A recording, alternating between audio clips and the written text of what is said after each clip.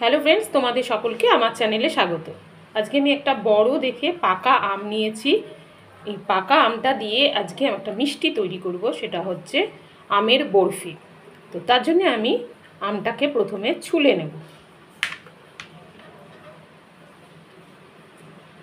খোসাটাকে ছাড়িয়ে নেব।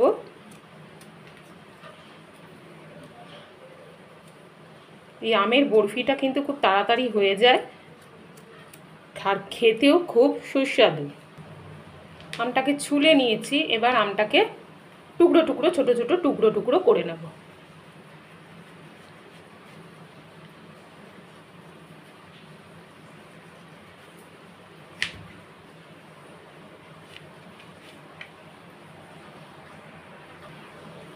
ছোট ছোট টুকরো করে নিয়েছি। আঠিটা আমাদের লাগবে না, শুধু আমের এই টুকরোগুলোই আমাদের লাগবে। আমি এখন একটা মিক্সির জার নিয়েছি, তার মধ্যে আমের টুকরোগুলোকে দিয়ে দেব। সবগুলোকে এর মধ্যে দিয়ে দেব। সব আমের টুকরোগুলো দিয়ে দিয়েছি। এবার আমি এটাকে ভালো করে পেস্ট করে নেব। ভালো করে আমি আমের পিউরিটা করে নিয়েছি, খুব ভালো করে পেস্ট করেছি। কিন্তু যেহেতু বরফি করব, সেহেতু যাতে দলা দলা হয়ে না থাকে, তার জন্য আমি একটা ছাঁকনি নেব আর এটাকে ছেঁকে নেব। কিন্তু জল দিয়ে পেস্ট করবে না, এমনি পেস্ট করে নেবে। এবার ভালো করে চামচের সাহায্যে এটাকে ভালো করে ছেঁকে নেব। দেখো এরকম পড়বে পুরো একদম, তাহলে বরফিটা কিন্তু ভালো হবে। নাহলে দলা দলা থেকে গেলে বরফিটা ভালো হবে না। ভালো করে এটাকে ছেঁকে নিতে হবে। দেখো অল্প অল্প দলা দলা রয়েছে, ভালো করে এটাকে ছেঁকে নিই। ভালো করে ছাঁকা হয়ে গেছে। দেখো এই অল্পই একটুখানি একটু বড় বড় রয়ে গেছে, খুবই সামান্য। এইবার নেক্সট স্টেপে যাব আমরা। দেখো কত সুন্দর ঘন হয়েছে। এবার একটা প্যান বসিয়েছি, প্যানের মধ্যে আমি দেব 2 চামচ মতন ঘি। 2 চামচ ঘি দেওয়ার পর দেব হাফ কাপ চিনি। এবার দেব হাফ কাপ কর্নফ্লাওয়ার, তোমরা কর্নস্টার্চ বা অ্যারারুটও দিতে পারো। এবার এগুলোকে সব একসাথে ভালো করে মিশিয়ে নেব। একটু ভালো করে একটু মিশিয়ে নেব। মিশিয়ে নেওয়ার পর এর মধ্যে দেব হাফ কাপ জল। এর মধ্যে দেব হাফ কাপ জল। এবার ভালো করে এটাকে মিশিয়ে নেব। লো টু মিডিয়াম ফ্লেমে এটাকে মিশিয়ে নেব, যেন দলা দলা হয়ে না থাকে, সেইভাবে মিশিয়ে নিতে হবে।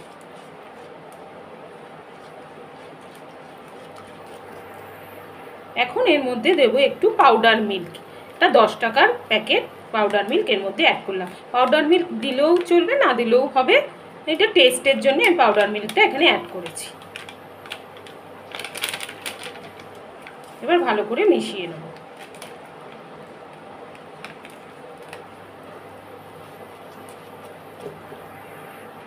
এবার ভালো করে দুধ, চিনি, কর্নফ্লাওয়ার ভালো করে মিশিয়ে নিয়েছি।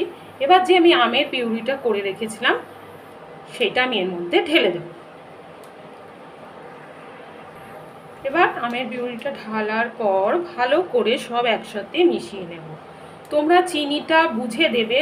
আমার কিনেছি যে আমটা খুবই মিষ্টি, তাই আমি হাফ কাপ চিনি দিয়েছি। তো তোমরা আমটা আগে খেয়ে দেখবে মিষ্টি কিনা, সেই বুঝে চিনিটা অ্যাড করবে। তো এবার ভালো করে এগুলো মিশিয়ে নেব। তোমরা এর মধ্যে এলাচের গুঁড়োও দিতে পারো, আমি এলাচের গুঁড়ো দিলাম না, কারণ আমের টেস্টটা আমার ভালো লাগে বেশি।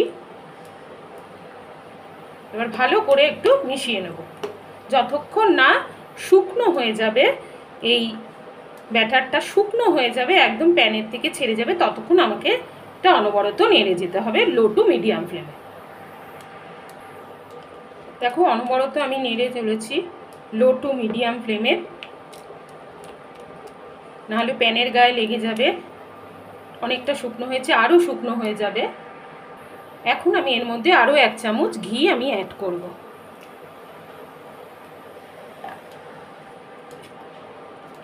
ঘিটা দিলে টেস্টটা খুব ভালো হয়। সফট হবে। তো এরকম দেখো ফুটফুট করে ফুটে উঠবে, অনেক সময় গায়ে ছিটকে যেতে পারে, তার জন্য তোমরা ঢাকনা দিয়েও রাখতে পারো।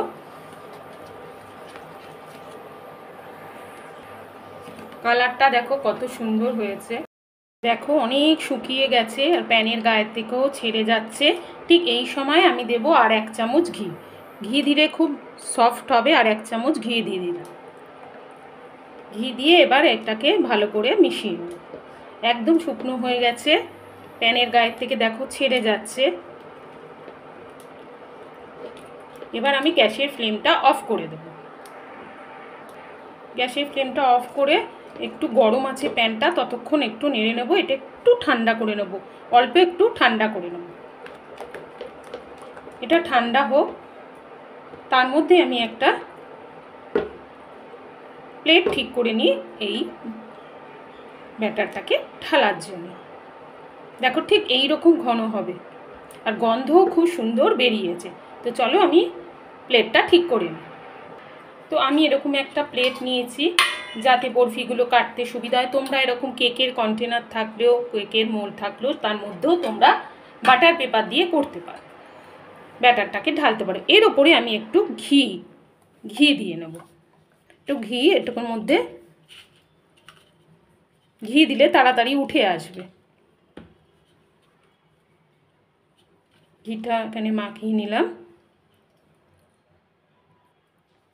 এবার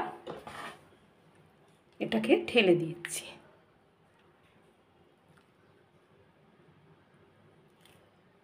সব ভালো করে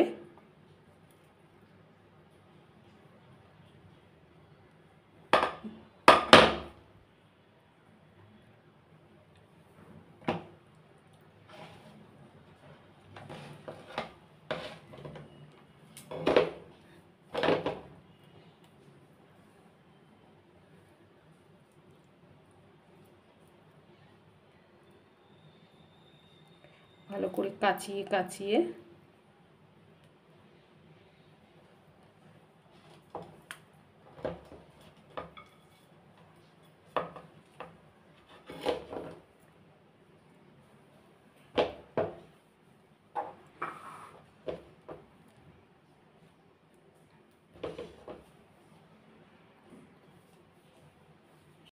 ভালো করে স্প্যাটুলা দিয়ে আমি সেট করে নিয়েছি। আর এর উপরে কিছু পেস্তা আমি দিয়েছি সুন্দর দেখার জন্যে। তো এবার আমি এটাকে ফ্রিজের মধ্যে রেখে দেবো 1 থেকে 1.5 ঘন্টা নর্মাল ফ্রিজে। সেট হয়ে যাওয়ার পর আমি তোমাদের দেখাবো কেটে যে ম্যাঙ্গো বরফিটা কেমন হলো। তো তোমরা নর্মাল টেম্পারেচারেও রাখতে পারো, ফ্রিজের মধ্যেও রাখতে পারো 1 থেকে 1.5 ঘন্টা।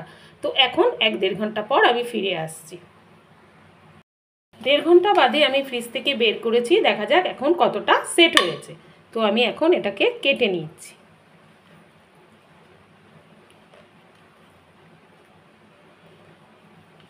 ছোট ছোট টুকরো করে বরফির মতন করে কেটে নেব। চৌকোনো চৌকোনো করে আমি কেটে নিচ্ছি।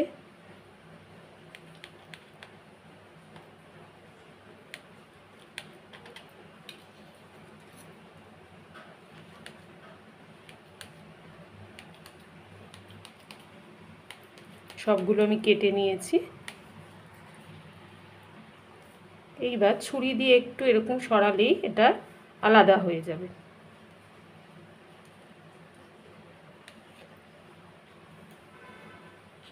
ছুরি দিয়ে একটু পাশ করলেই এটা সরে যাচ্ছে, তার মানে আমার ম্যাঙ্গো বরফি রেডি।